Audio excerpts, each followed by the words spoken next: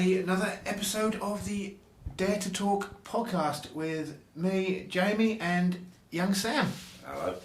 And who have we got today then, Sam? We've got the very lovely Harry. The very fabulous Harry. Yeah. Don't push it, mate. So, Harry, what's your story? Gosh, there we go. Well, you've just done. We'll get to that towards the end, but you've just had an incredible achievement. Yeah, I was a bit ambiguous there, wasn't I? Yeah. No pressure. What's your story? I've seen you pop that up and down on Facebook, and yeah. So, what an inspirational guy. Thank you. Yeah, you've just done an incredible achievement.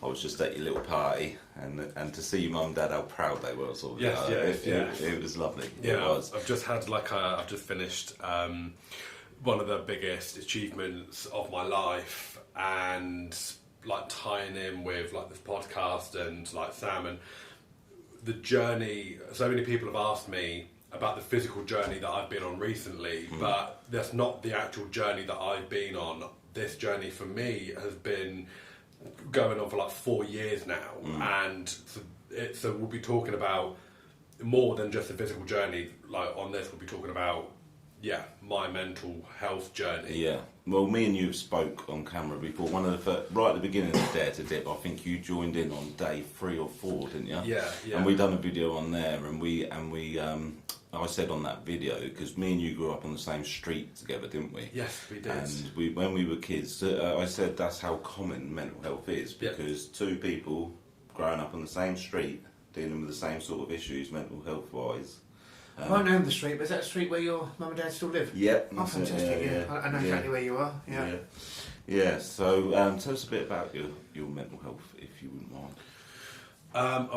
Thankfully, right now, my mental health has never actually been as good as it is right now. Yeah. My self-confidence is absolutely where it should be. But I mean, a year and a month ago, I was at the darkest place, and I was one of those people. I never thought that I would suffer from mental health, but I didn't realise that I had been suffering for a while. But because it was slowly getting worse, you don't recognise it when it's slowly getting worse until eventually you turn around and you are thinking thoughts that are not healthy and they are not right. And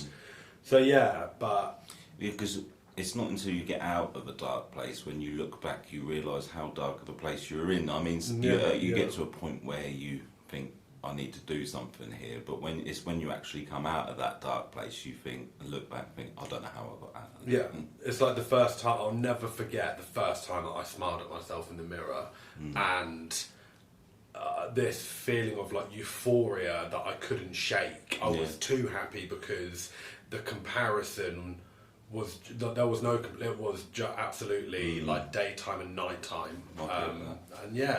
I used to have all the mirrors turned round in one of my flats, so I couldn't even bear to look at myself at one point, so I get what you mean by that. I mean, I would as well if I looked like you. Right, and that's the end of the interview. I think I've just gone from podcast producer to referee boxing. What struggles is it that you had then, and where did it stem from, do you think? Well, so it stemmed from, so we've spoken about this between just us two, and it's something that's it's a very personal topic, and it's a very sensitive topic as well. So when I was about 15, I went through a very traumatic experience that lasted for about a month and a half, I guess. And it shouldn't have happened, but it wasn't my fault at all. So I didn't tell anybody what had happened until, for about 10 years, I kept it quiet. And I was at work one day, and somebody was coming to visit my family, and I just lost it. I couldn't handle facing this person, what was going to happen and what was going to go on. So I ran away for the week. I told my parents that I was visiting a friend in Norwich, but I was sofa surfing around friends, and I was lying to everybody. And I went I proper spiraled, and then after that week, I eventually told my parents what had happened, and after that, I stopped sleeping at night, and I kept reliving everything, and it was getting worse and worse. So that's when I then started smoking pot and smoking weed. Self-medicate. Yeah. To escape. Yeah. Yeah. Just numb up and switch off. So speaking out about it didn't necessarily help you at first, did it? Because I didn't seek professional help. I didn't speak to anybody that could actually has the training and the skill set to help me manage all of my emotions. Because it was very kind of like opening up a big can of worms, and it was like herding cats, and I couldn't sort it out. So instead of sorting it out, I was like, right, let's smoke a joint, and then we'll go to sleep. Yeah. And then, how did that affect you in the long run? Do you think that we made it worse eventually? That was probably the biggest mistake that I did, because that was after 4 years maybe of and because it starts off with just like a little joint, and then after that, then you want a bigger one, and then before you know it, in the first lockdown, I was smoking an ounce in 10 days, which is stupid. Right. So you had this horrific thing happen. Then you used weed to mask over it. Yeah. That worked at first, did it? At first, kind of like it was getting me to sleep at night, and but then after a while, you start to notice that when you're smoking it daily, you kind of you get like a fuzzy hair. This is my personal experience. Which heightens your anxiety and stuff. And then you have another one to calm down the anxiety, and then it's stuck in a rut. It really becomes for me it became a vicious circle very quickly. And my colleagues at work started to notice that I was happy-go-lucky Harry.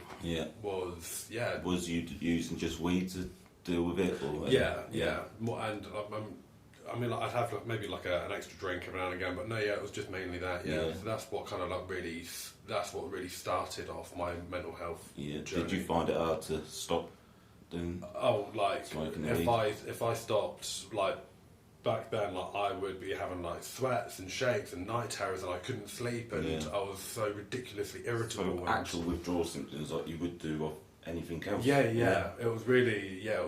I think that's one thing that a lot of people don't realise with weed is it is an actual drug, and you do have similar side effects when you're trying to get off it. Not just you. So you often hear people say, "Oh, it's a plant. It's okay."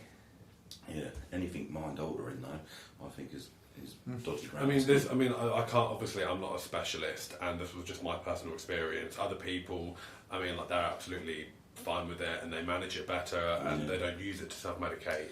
It's the same with drinking. Some people actually given it by doctors, aren't they? I don't want to completely bash it, because people use it. People use it as medication to help. You're here to talk about your experience. Your experience might not be the same as the next person's experience. No, not taking at all. it, using it. So it's as a father of 2 daughters, it does worry me how much weed is accepted, though. I think. It's for sure. Become like a popular thing, the same as alcohol.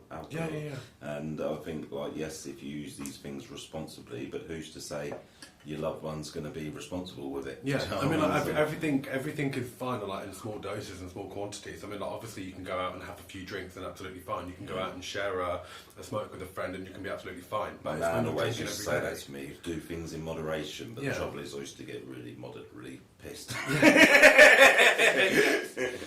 So that's. Have you ever that's what started off? Done weed or anything, Jamie?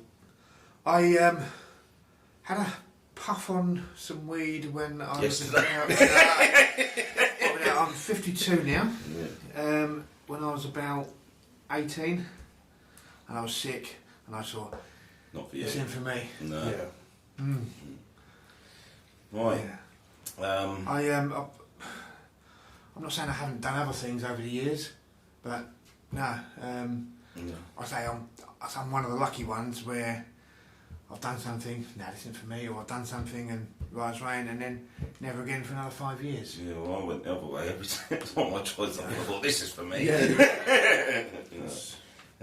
So, your mental health, tell us a bit about what exactly you went through panic attacks, depression? When I was like at my worst, kind of like I didn't notice it getting worse and worse. So I moved up to Scotland and had a load of weed with me, blah, blah, blah, blah, and I was fine. But once that ran out, then I live in a very isolated, secluded area, and there is nowhere to go. So it is like The Shining. If you're in a bad state of mind, you have got nothing but you, yourself, and I. And I was ripping myself inside out. I couldn't sleep at night. Didn't have a nice thing to say about myself. I didn't understand why people loved me, let alone liked me. I thought I was like ugly on the outside. Because I became so negative, I couldn't even see the positives in other people. It becomes habit though when you're talking to yourself, it always strikes me that the people like yourself that are like a light character feel that way about themselves. The way we talk to ourselves sometimes, I have to remind myself I wouldn't talk to anyone the way I talk to myself sometimes. Exactly. So I have to like put myself in check sometimes. Like, be a little bit kinder to myself, and I think you're learning to do that now, I think, aren't you? Right. I mean, like right now, there is no comparison to how it was when I was at my worst. It is like a complete 360. It's like a completely different person, and I'm proud because I did that. But a friend pushed me. So I called up my friend Emily. She's such a great friend, and I was the only kind of mild release that I could have was I put some music in and I put Florence and the Machine on, and I would go for a walk along the prom, and that was the only time that I could relatively kind of like calm myself down. Was like the breathing and the walking, and I'd try and sing because I breathe in and kind of like sing in the positivity. But it's proven as well. If you go out into nature and you see something like a butterfly or something like that, it gives you a dopamine spike. So it's good for mental health if you get yourself out and about walking in nature. That's for sure. Proven, that was like the only thing that helped me anyway. So I was on the phone to her and she knew how bad I was getting and what was going on with me.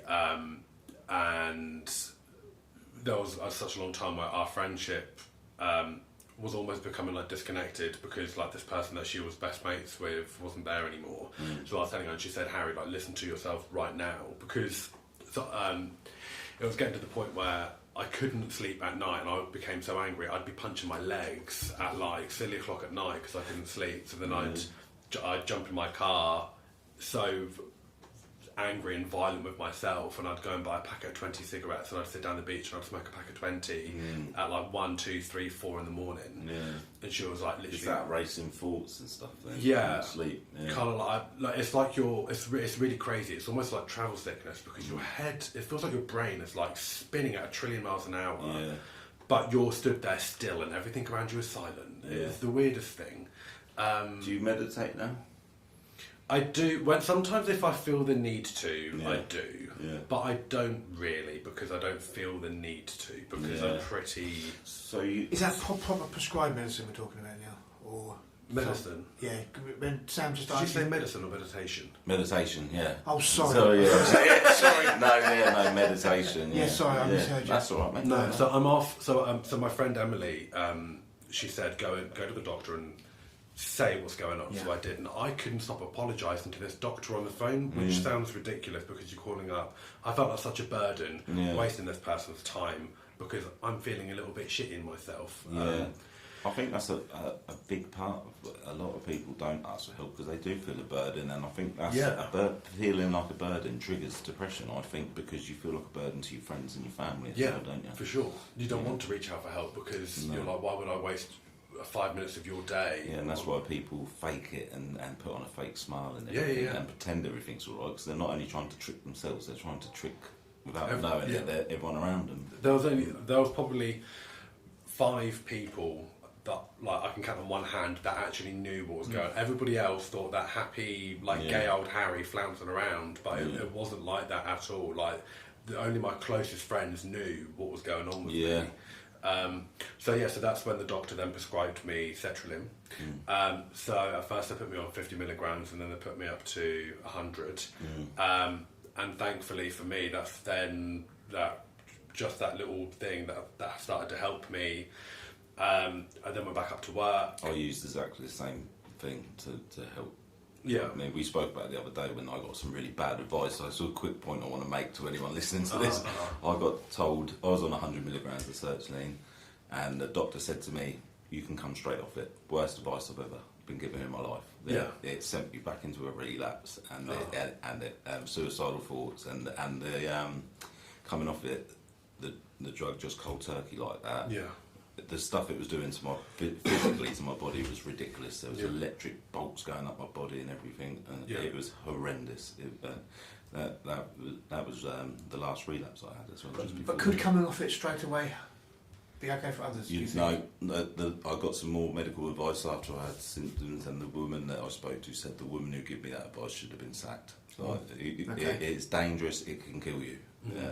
You need to wean yourself off properly. I mean, it is when a professional's prescribing it, it's a professional. Like, you need to do it the professional way. You can't hodgepodge stuff like that. You need doctors that know what they're doing and know what they're saying. Yeah, that's it. Are you still on tablets today?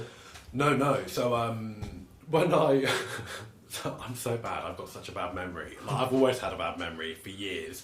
I had one too many knocks on the head when I was like in my early teens. Explains a lot. It really does. So I was back up at work, and I was in a really amazing place with myself, and I was kind of like, this was after doing the dips with you, and I've got this really lovely lock. I live in the middle of nature. There's like deer, and it's like living in the middle of David Attenborough. It's brilliant. Yeah.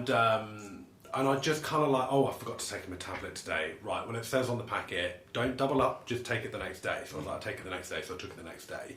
And then I'd forget to take it for 2 days, and I'd be like, shit, and then I need to take one again. And then eventually I accidentally weaned myself off it. Yeah. So I called up the doctor, and I was like, look, so it's a complete accident. I've accidentally come off it. I've been off it for a couple of weeks. And the lady or the person was like, and how are you feeling, blah, blah, blah, blah. And I was like, I feel absolutely fine. I don't feel any different from when I was on it.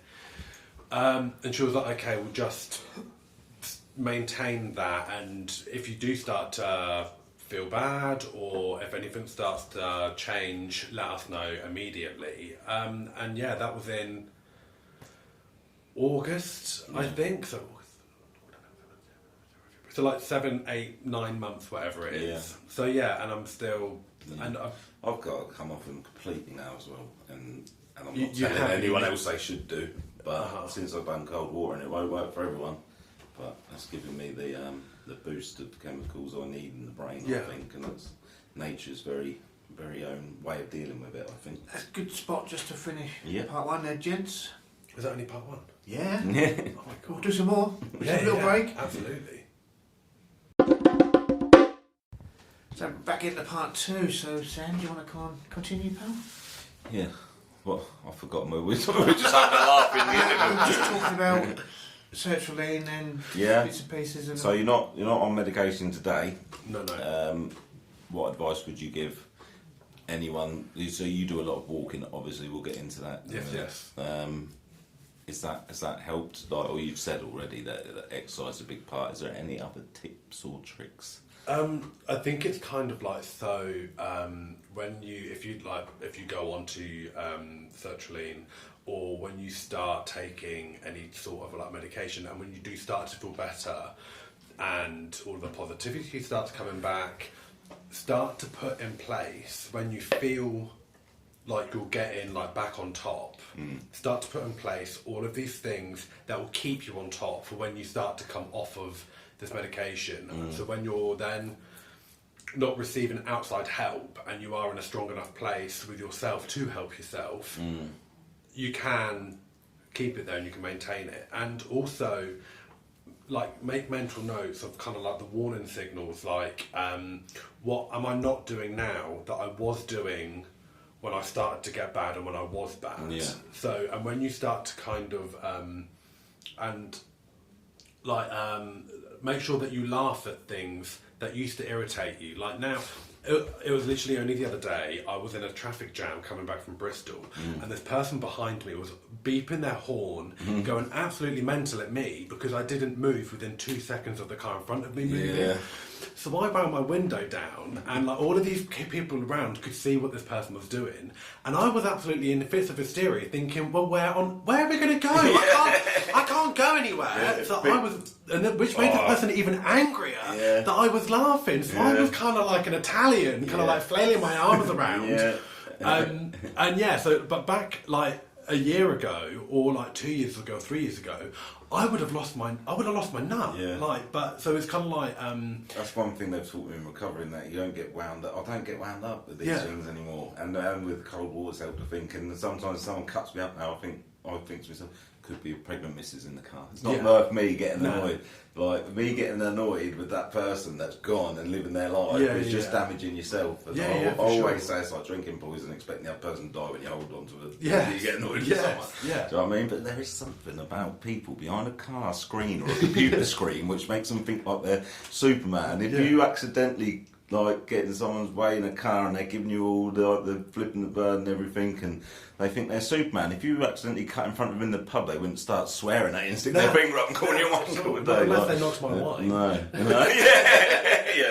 They're speaking about that as well, and we will get on.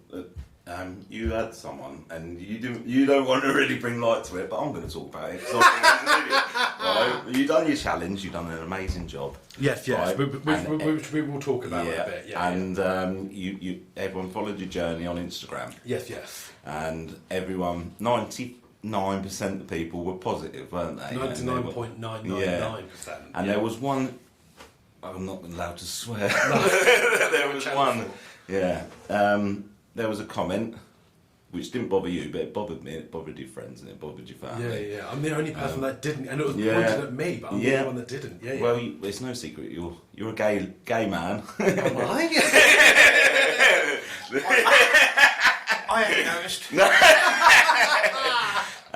There was a negative comment about someone on one of your pictures because you were holding the flag up. The LGBTQ plus rainbow flag. Yeah, because and you'll speak about what you. And someone was put negative comments on that, didn't they? That hasn't bothered you at all. Honestly, literally, like water off a duck's back. My point in this being, I spoke to you about it.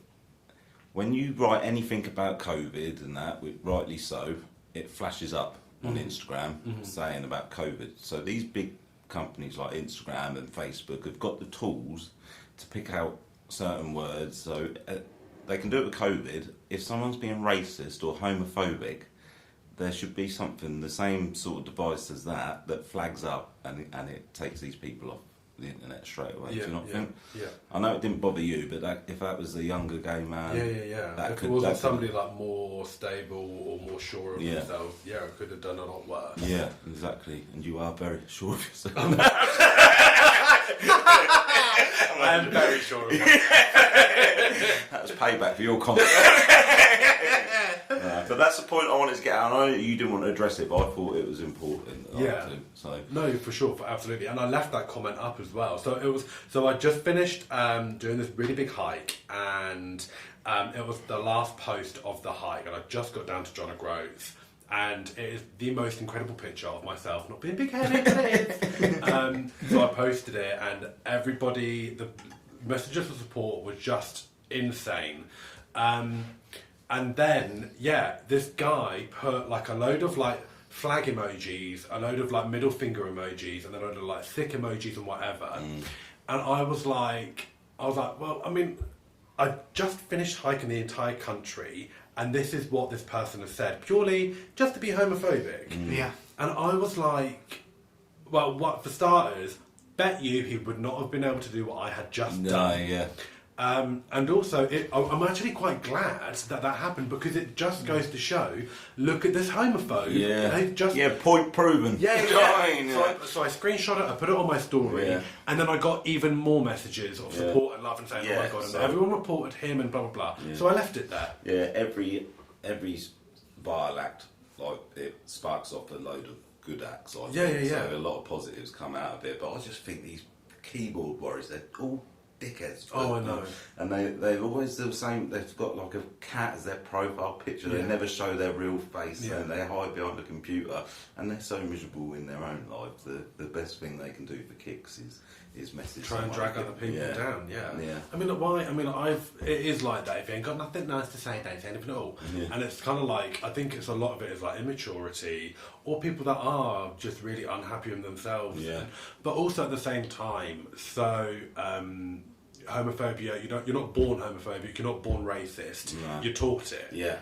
And there are people that are probably the nicest person ever, but because they've been misled by religion, or they've been misled by their parents' views or culture or whatever, and they do think it's sick. They do. That's why in many countries, paedophilia and homophobia go hand in hand in their eyes, because they think it is sick. Just not educated. No, they're not. So that's why I'm like, what a loser. Like, that's why. So it's kind of like, I was like, whatever, mate. Like, I'm glad you felt that way for that. I'm not trying to stay positive these days, but I can take criticism my way, but I don't like it when it's aimed towards my friends. No, of course, But it is what it is, and these people, you need these Muppets, I think, so people come together. Do you know what I mean? But I honestly, that was the first time that I've thought about that. I mean, I only finished a few weeks ago, but that's literally the only time that I thought about that in like the last couple of weeks. So this walk, can you talk about the walk? What it was, what it was all for, and ended up in John O'Groats. So I'm assuming you went from Land's End. Actually, that was a complete lie. I didn't finish in John O'Groats. I started in John O'Groats. I thought you'd done it. I thought maybe you were doing it backwards. No, I did it top to bottom, which that's the backwards way, because everyone goes Land's End up. So you went John O'Groats to Land's End? Yeah, because I'm really cool, so I went the other way. Is this an actual thing? More people do this? Apparently, I'm the only person that I know personally that's hiked it. I know a few people that have cycled it and driven it, the easy route. But I know that there are a few people that have hiked it, but only because I researched and Googled them. And there was actually one man that did it at the same time that I was doing it from the other direction. He was wearing Speedos. Really? Speedo Pete, I think. Speedo Mick. Speedo Mick. And he wore blue ones because he was an Everton fan. I seen him on TV. We nearly crossed paths. And he probably the wrong thing to say when we're covering mental health, but he was an absolute nutter. But in the nicest way. In a good nutter. Yes. All nutters are good. I mean, you're sat with two nutters right here. One that's dipping, and fair enough. But he, I think he went out, once he'd done it, he said, I'm not doing anything like that again. And then 2 weeks later, he was doing something else. Speedo Mick, so Google Speedo Mick. I don't know if I want to Google I tell you what, if it was like a Brazilian volleyball player, it would be like not a guile. But so about 4 or 5 years ago, so I just got back from Cape Town, South Africa. I've travelled a little bit. People that know me know that I have, because I don't ever shut up about it. So I just came back from there, and I'd really seen poverty for what it, heartbreaking. Some of the stuff that I thought was awful. And I was coming back fit to Felix though, and I was like, I'm about to come back. We throw away food every week. We've got a television in every room. There's like 3 or 4 cars in our house. And it felt so bad. So my friend has an orphanage in Tanzania, and I wanted to raise some money for her. So I was like, I'll hike from my house to my family that live in Perth up in Scotland. That's 550 miles. It took me 5 weeks, and I adored it and I loved it. So I've always had in the back of my head, I need to do something bigger and better. So I live up in the West Highlands now, near Fort William, and I was like, so it was in June, July, just before I came off of sertraline, and I was like, do you know what? I'm going to do it now. I'm going to hike from John O'Groats all the way down to Land's End during winter by myself. And then I started planning. And have you ever questioned your sanity? Mate, if you'd have seen me over 2 weeks on the build-up to actually starting it, you would have been like, this guy needs to go back on sertraline, because I was freaking out. I was losing it. I was like, I'm gonna leave my nice warm bed and I'm gonna be shivering in a tent. But yeah, so it was. I followed you on Instagram though. You were living it up in castles. That a challenge. Don't tell people that. No, I did. I had a grand old time. Yeah. I was staying at like 5-star spa resort because people felt sorry for me, and people were like, "This man's amazing. We need to help him." So the level of support that I got from all over the UK was obscene. People that had never met me, that had heard about my story 5 minutes previous, were paying for my hotels for me and including dinner and everything. See, we mentioned a minute ago about one individual who abused you on the Facebook or the Instagram post by putting some awful stuff up there. Yeah. But then you go on to this, where people out of their own pockets were putting you up in and that is the stuff decent places because they loved what you were doing. Yeah. That is what we've got to focus on as well. Exactly. So these idiots that are doing stuff, ignore them. It's hard. If Harry can do it, exactly. you need to, and then you can focus on the good points and thank these people that have. They do say you can get 1,000 good comments, and the human brain will focus on the negative one. I've done that bit, but I think calling them out sometimes isn't such a bad thing. But you don't dwell on it, Anyway, sorry, we digress slightly. So you're in this 5-star hotel. So the reason why I did it, while I've been kind of like travelling around the world and meeting so many different people, so many people from the LGBT community, I started to really quickly realise that I am so incredibly lucky with my sexuality. Right now, for example, I'm in front of you two talking about it and I couldn't care less. And I'm like that with everyone in Felixstowe and people that I've grown up around. But in other parts of the world, I lived in Greece for 2.5 years, I had to go back into the closet shortly after, because with the Greek Orthodoxy and the locals, it wasn't okay to be gay. You could be a lesbian because that's where the tourism was, but to be a gay man wasn't cool. Down in South Africa, I went on dates with black and white gay men, and from the black community, they could not be gay at all. All around the world, and I was like, this is so sad. So it's mad, isn't it, in this day and age? It goes on. I was visiting my friend Ash and her wife Charlie in Leicester, and I walked into her flat, and there was this guy sat on the sofa, and his name was Kilichi, and he was from Uganda or Nigeria, somewhere like that. Potato, somewhere in Africa. And so we got chatting, and I really quickly found out, so he told me about his story and everything, and he was over here studying music at university, and he was an amazing musician. And while he was over here, he started to discover his sexuality, and he started coming out, and it got back to his family that he was gay, and they called him up and they said, if you come back to our country, we will hand you into the authorities. And in their country, in the north, it's death penalty, and in the south, it's life in prison, and you will probably be murdered in jail. So his family would rather him be dead than... Did you watch the drama on Channel 4 last year, It's a Sin? I can't because it upsets me so much. It's incredible TV, and it's possibly one of the greatest things I've watched in recent years.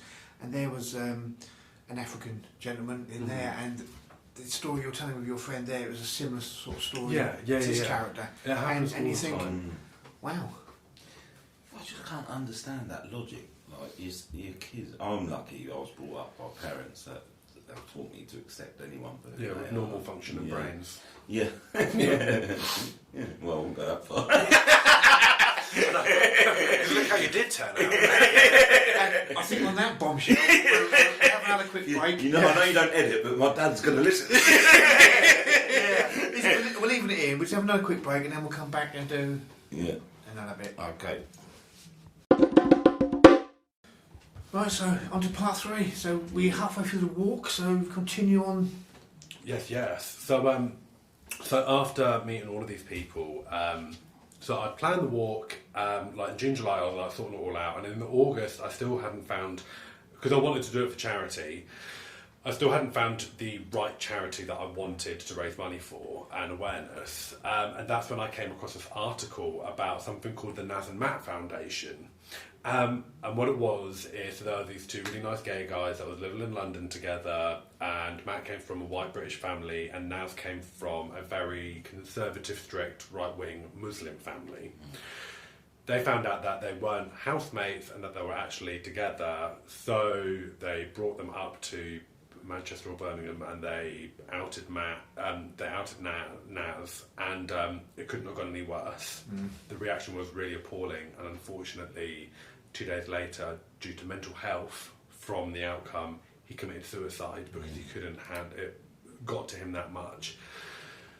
And so what Matt does, he then started the Naz and Matt Foundation, and they help people that need support from religious and cultural homophobia. So they help people from other countries as well get like emergency refugee status, emergency housing. They help educate parents and schools to say you can be any religion you want and any sexuality you want at the same time. So I was kind of like doing I was getting ready for the walk, and obviously I'd come off sertraline, and that was a bit of a worry for me. Is I'm going to be by myself, more or less completely by myself, for the next 2 to 3 months, doing the most physically and mentally challenging thing that you can do, hiking in winter for over 1,000 miles, and I was kind of getting a little bit worried. The second I got onto the road, all of those worries just completely melted away, and the confidence that I had in myself, I was like, I know I can do this, I've done it before, all I got to do is, it's like eating an elephant, you just do it bit by bit, and you knock off, each day is another brick, and eventually you've laid the wall.